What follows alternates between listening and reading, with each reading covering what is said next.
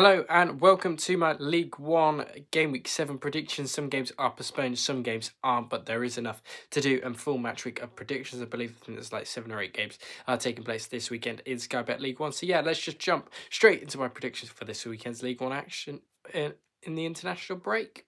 8 games to do then, and we start with Bolton Wanderers taking on Wimbledon, of course, at the Tough Sheet Community Stadium in Bolton. Of course, this one's Bolton coming off the back of that 1-0 home win over Matt Hamshaw's Rotherham last time out. Wimbledon coming off a battering of Stevenage by 5-1 in the EFL Trophy last night. Bolton did beat Rotherham in the EFL Trophy. Wimbledon did lose to Bradford. They've been okay. They've beaten Barnsley at home. Wimbledon, it's not been a bad start for them. Last time these sides did play was in the 2021-22 season. It was a 4-0 win for Bolton at home to Wimbledon and then a 3-3 draw back at Wimbledon in August 21. Yeah, this one could be a bit difficult. 12th place for Wimbledon, 14th for Bolton. A bit underwhelming season for Bolton so far. They'll be looking to push towards the playoffs. Are they going to win this under Stephen Schumacher? I think they will. I think be tight, scrappy, but I think Bolton will get over the line. But a 1-0 over Wimbledon in this one. Good, quite convincing win for Bolton Wanderers in this one over Wimbledon. So yeah, 1-0 win for Stephen Schumacher's side in this one. Doncaster Rovers also take on Bradford City then. Two sides that got promoted from League 2 last season face off in League 1 for the first time this season, of course. Bradford City beating Grimsby Town in the EFL Trophy last night. A bit of a scrappy win. Grimsby down to 10 men in that one as well. Bradford won 3-2 at Wimbledon the weekend. They've also beat Stoke in the Cup. Been okay. They've played a lot of Cup matches recently, have Bradford City. Doncaster did beat the Everton under-21s in the EFL Trophy as well before beating Rotherham on the weekend. Their last loss did come away at Huddersfield, which was a bit of an unlucky defeat for them. 2-1 win for Doncaster over Bradford was the last time these sides played last season, of course. 2-1 win for Doncaster at Bradford. They will also play on the 11th of November in the EFL Trophy as well, but they play in the league first. I am going to back a 2-2 draw in this one. I think it'll be quite score heavy, and both these sides look really good. 5th versus 3rd in League 1 from the two promoted sides that have done quite well so far this season. So yeah, back in a 2-2 draw between these two sides. Doncaster 2, Bradford 2.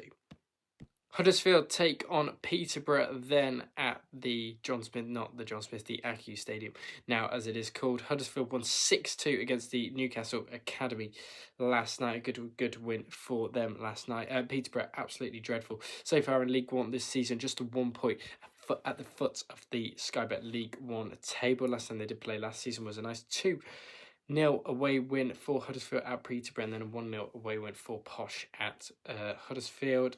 Peterborough have got quite a good record here at, I'm just going to call it the John Smiths.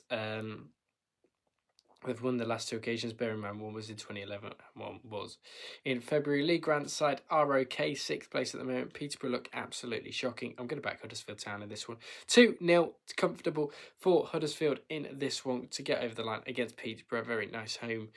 Very good home victory for them over Darren Ferguson's side. And yeah, he'll be starting to feel the face of the sack, you would imagine. But yeah, back in Huddersfield to win this 2-0.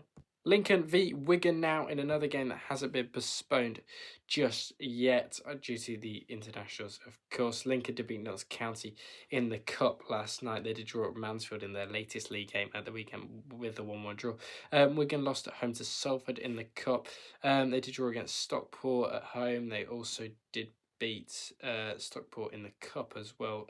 Rotherham drew with Wigan and then they lost 1-0 away at Luton in their last 5. Last time these sides played was at 1-1 draw respectively last season, and it was a 0-0 draw. Before that, Wigan actually do have quite a good record away at Lincoln, and it is start making me edge towards Randall's side considering their decent record away at the LNER, of course.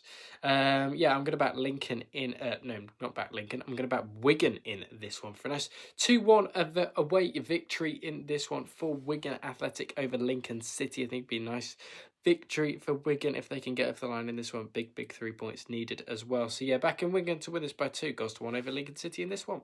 Plymouth versus Stockport in probably what is the game of the round in League One this weekend. If it doesn't get postponed, we've still got chances of it being postponed yet. Plymouth did beat Cheltenham last time out in the Cup. Did got absolutely smashed by Cardiff City though on Saturday afternoon, of course. 4-0 in that one. 5-3 with Stockport home to Wolves Academy. A lot of goals in the Virtue Trophy games. At the moment, a 1-1 draw with Wigan. We don't need to speak about the Wigan results. They beat Burton, lost to Bradford before that, Stockport. So, yeah, Plymouth did beat Blackpool. They're not on the best of form. They're not on the worst of form either, Plymouth, but they'll be looking to win this at Stockport. It's going to be very win this at home to Stockport at home park. It's going to be very, very difficult for Plymouth Argyle because they still sit in the relegation places and it's not where Tom Cleverley's side need to be or want to become their aspirations for this upcoming season. I'm going to back Stockport in this one. I just think Plymouth just look absolutely dreadful, don't they? I'm going to back a nice 3-1 Stockport win in this one and them to get over the line convincingly over Plymouth in this one. And yeah, Dave Chandler's side to have a nice victory in this one and beat Plymouth by 3-1.